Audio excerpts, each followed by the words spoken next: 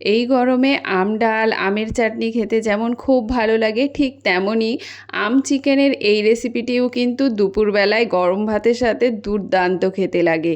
আমি গ্যারান্টি দিয়ে বলছি, বাড়িতে একবার তৈরি করলে আমার বাড়ির মতো আপনার বাড়িরও সকলের এটি ফেভারিট রেসিপি হয়ে যাবে। তো বাড়িতে অবশ্যই একবার তৈরি করে সবাইকে খাইয়ে দেখুন, সবাই আপনার প্রশংসা করবে।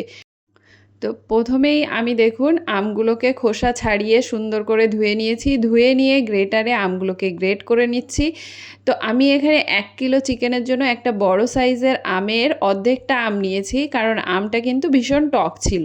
তো সেজন্য আমি অর্ধেকটা আম ব্যবহার করলাম। তো আপনারা আপনাদের আন্দাজ অনুযায়ী আমটা ব্যবহার করবেন, কেমন টক সেটা দেখে। এবার আমটাকে গ্রেট করে নেওয়ার পর আমি চিকেনটাকে ম্যারিনেট করে নেব। তো চিকেনটা আমি সুন্দর করে ধুয়ে পরিষ্কার করে নিয়েছি। এবার তার মধ্যে আমি দিয়ে দিচ্ছি আগে থেকে গ্রেট করে রাখা আম, আর দিয়ে দেব পরিমাণ মতো হলুদ, লবণ আর বেশ খানিকটা কাসুন্দি দিয়ে এটাকে ম্যারিনেট করে নিতে হবে, কারণ এই রান্নাটাতে কিন্তু কাসুন্দির ফ্লেভারটা খুব ভালো লাগে। তো কাসুন্দির সঙ্গে আমি দিয়ে দিচ্ছি আর কিছুটা সর্ষের তেল। সর্ষের তেল দিয়ে মাংসটাকে ম্যারিনেট করে নেব। তো এখানে কিন্তু অবশ্যই সর্ষের তেলটা ব্যবহার করতে হবে। মাংসটাকে ম্যারিনেট করে ঢাকা দিয়ে রেখে দেবো। যত বেশি টাইম মাংসটা ম্যারিনেট করে রাখা থাকবে, এটা খেতে কিন্তু তত ভালো লাগবে।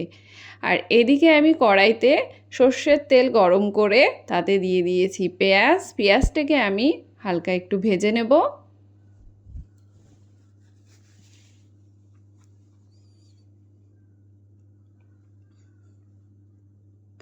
পেঁয়াজটা আমাদের হালকা একটু ভাজা হয়ে গেলে তার মধ্যে দিয়ে দেব আগে থেকে করে রাখা আদা রসুনের পেস্ট।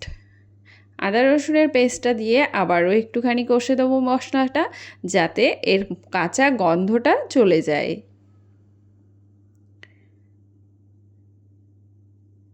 তো মশলাটা হালকা একটু কষে নিয়ে তাতে আমি বাকি মশলাগুলো দিয়ে দেব। তো প্রথমেই দিচ্ছি জিরে গুঁড়ো, লঙ্কা গুঁড়ো, আর দিয়ে দেব সামান্য একটু হলুদ গুঁড়ো। হলুদ গুঁড়ো দিয়ে মশলাটাকে আমরা কষিয়ে নেব।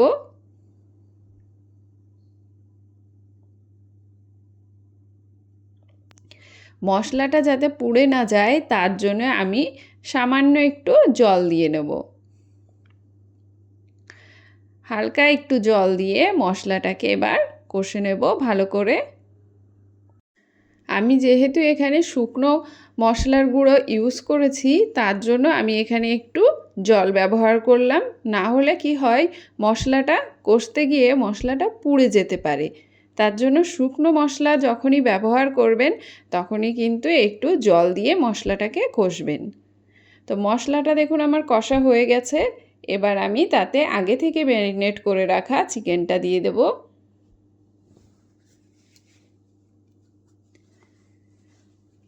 চিকেনটা দিয়ে খুব ভালো করে মিশিয়ে নিতে হবে।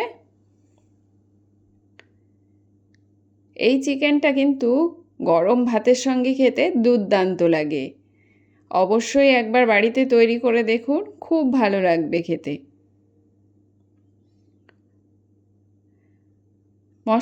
মাংসটাকে আমরা একটুখানি কষে নিয়ে তার মধ্যে আমি দিয়ে দিলাম আলু। এই রান্নাটায় কিন্তু নর্মালি আলু ব্যবহার হয় না, তবে আজ আমি কিছুটা আলু দিলাম। তো আপনারা চাইলে আলুটা দিতেও পারেন, আবার নাও দিতে পারেন। তো আলুটা দিয়ে মাংসটাকে খুব ভালো করে কষে নিতে হবে। তো মাংসটা দেখুন আমার কষা হয়ে গেছে। এবার এর মধ্যে আমি দিয়ে দেব পরিমাণ মতন জল। আপনারা যেমন ঝোল করতে চাইছেন সেই হিসাবে জলটা ব্যবহার করবেন। তবে এটা কিন্তু খেতে একটু গামাখা গামাখা হলেই বেশি ভালো লাগে খেতে। খুব বেশি ট্যালট্যালা ঝোল কিন্তু অত একটা ভালো লাগবে না।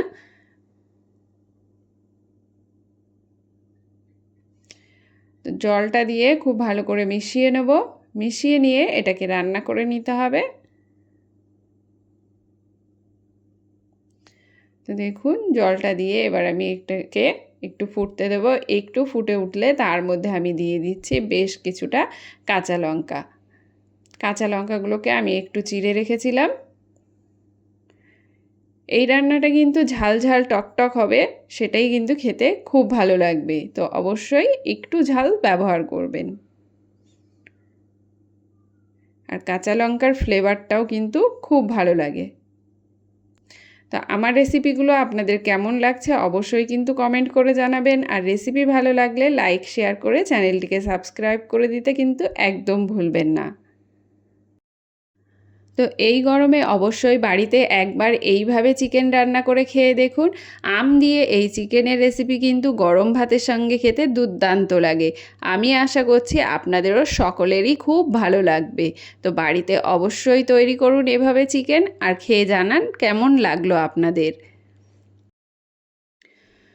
তো দেখুন বন্ধুরা, আজকের আম কাসুন্দি চিকেনের রেসিপিটি কিন্তু একদম রেডি হয়ে গেছে। তো আজকের রেসিপি আপনাদের কেমন লাগলো অবশ্যই কমেন্ট করে জানাবেন। রেসিপি ভালো লাগলে লাইক শেয়ার করতে কিন্তু একদম ভুলবেন না। দেখা হবে আরেকটি নতুন রেসিপির সঙ্গে। ততক্ষণের জন্য সকলে ভালো থাকবেন, সুস্থ থাকবেন। টাটা।